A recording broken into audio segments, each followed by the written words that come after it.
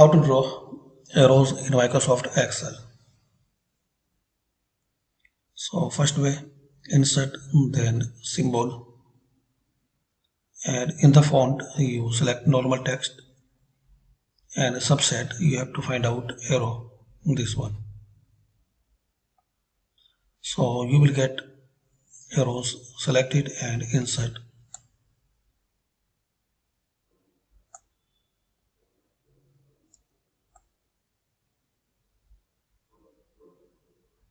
Another way, click anyway and insert, then shape, and here select this line, arrow line, and draw here.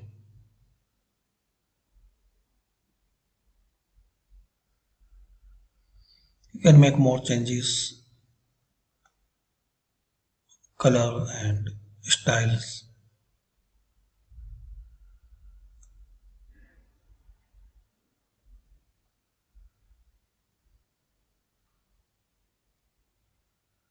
Like this. So thanks for watching.